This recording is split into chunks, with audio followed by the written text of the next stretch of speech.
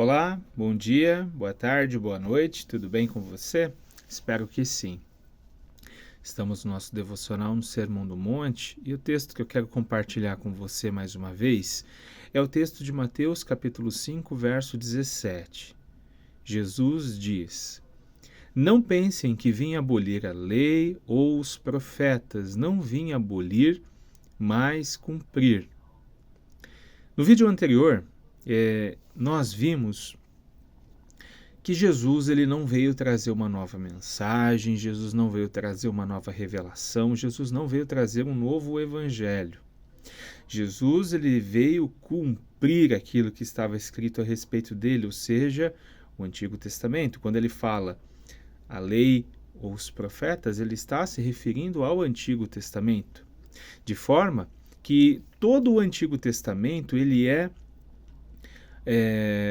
uma grande profecia a respeito de Jesus Cristo.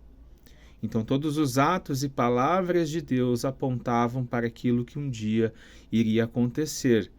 O Filho de Deus viria a esse mundo, viveria uma vida santa, perfeita, morreria uma morte sangrenta por pecadores, mas ao terceiro dia ressuscitaria. Então, a mensagem principal do Antigo Testamento aponta para isso. Os atos e palavras de Deus, as profecias, elas se conectam com esse fio condutor. Cristo vai conectando esses atos e palavras, de forma que quando lemos ou olhamos para o Antigo Testamento, devemos procurar encontrar Jesus no Antigo Testamento, porque todo o Antigo Testamento aponta para aquilo que um dia seria feito por meio de Jesus. O Antigo Testamento aponta para o Novo. O Novo ilumina o Antigo, explica o Antigo. Então, Jesus não veio para acabar com o Antigo Testamento, Jesus veio para dar o real sentido, o real cumprimento. E ele mesmo veio cumprir como a maior profecia, né? Só que, infelizmente, principalmente nos nossos dias, nós temos muitas pessoas que às vezes bem intencionadas olham para as escrituras sagradas e acabam, principalmente no Antigo Testamento, lendo de uma forma desconectada os atos e as palavras de Deus. Pegamos, por exemplo, o sacrifício de Abraão. Gênesis capítulo 22 nos mostra que Deus colocou Abraão à prova. Você provavelmente já ouviu falar de Abraão. Abraão, ele não tinha filhos, e o Senhor, quando chama ele, promete que ele teria filhos e que ele seria pai de uma grande nação, e nele todas as famílias da terra seriam benditas. E passa-se muitos anos, Deus cumpre sua palavra com Abraão e lhe dá um filho, Isaque. E aí passa-se mais alguns anos, Isaque já era um menino, Deus chama novamente Abraão e fala: Abraão, eu quero que você ofereça em sacrifício o teu filho, o teu único filho, Isaque, em sacrifício a mim. E Abraão prontamente disse: eis-me aqui. Então esse texto, dentre muitos outros textos que eu poderia estar citando aqui para você, eles são tirados do contexto geral da Escritura e eles são utilizados a fim de uma forma pragmática. Deus pediu o Isaque de Abraão, Abraão deu o seu Isaque, ofereceu Isaque, e Deus transformou Abraão no pai de uma grande nação. Então muitas pessoas, alguns pregadores, pastores, utilizam esse texto muitas das vezes de forma equivocada, muitas das vezes de forma inocente, mas equivocada, e na crença de que se o ser humano oferecer a Deus algo de valor, como um filho ou um bem, Deus o recompensará com grandes bênçãos, da mesma forma que Deus recompensou Isaque. Aliás, que Deus recompensou Abraão, estou até trocando as bolas aqui.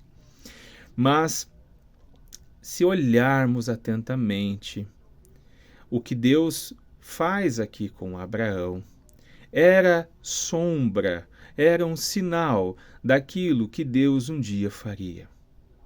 Porque quando Deus pede para Abraão sacrificar o seu filho, no verso 22, aliás, no verso 2, Gênesis 22, 2, a nova tradução na linguagem de hoje diz: então Deus disse: pegue agora Isaque, o seu filho, o seu único filho, a quem você tanto ama. Então, em todas as traduções em português, elas vão enfatizar o seu único filho. Então, quando Deus ele reforça isso, Deus está apontando para aquilo que um dia ele faria. Porque Deus, o Pai, enviou seu Filho Jesus Cristo como sacrifício por pecadores. O que Deus pediu para Abraão foi o que Deus fez em favor de pecadores anos depois. Então, o sacrifício de Abraão não pode ser interpretado, não pode ser aplicado, não pode ser entendido sem Jesus Cristo, sem lembrarmos ou olharmos para aquilo que Deus fez em Jesus Cristo. Por quê? Deus, o Pai, envia o Filho, Deus, o Filho, a esse mundo num estado de humilhação.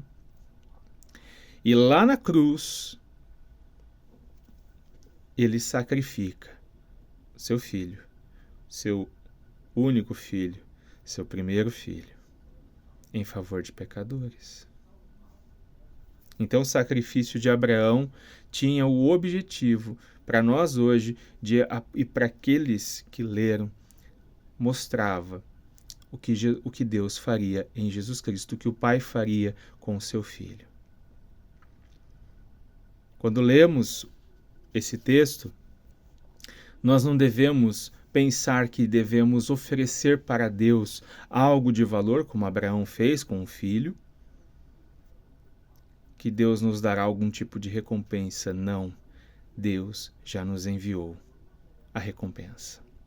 O Senhor já enviou o seu filho, seu único filho, que morreu no seu lugar, que levou a sua culpa, a culpa daqueles que creem, que morreu uma morte sangrenta, substituindo você que crê nele. A cruz não era para Jesus, a cruz era para mim e era para você. Cristo assumiu o nosso lugar, o lugar daquele que crê.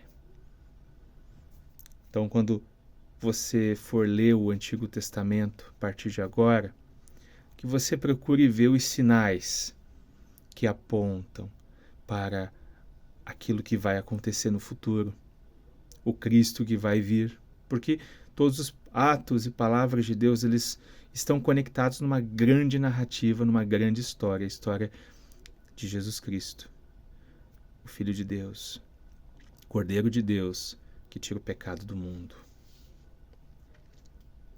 A diferença é que o Senhor não permitiu a Abraão terminar o sacrifício de Isaque. O Senhor gritou e falou: para tudo. Olhe para o lado, e eis que surge um cordeiro. Mas, quando se tratou de si, o pai não teve piedade, enviou o filho, o qual se submeteu livremente, de forma amorosa, ao Pai, por amor de pecadores, de gente que não merece. Foi por estes que Cristo morreu, gente que não merece, mas que o recebe em sua vida e o aceita como Senhor, como Salvador de suas almas. Se você ainda não creu em Jesus, se você ainda não teve um encontro com Jesus, ore, peça para que Ele se revele a você. Porque então você terá vida, e vida em abundância. Que Deus abençoe seu dia. Até amanhã.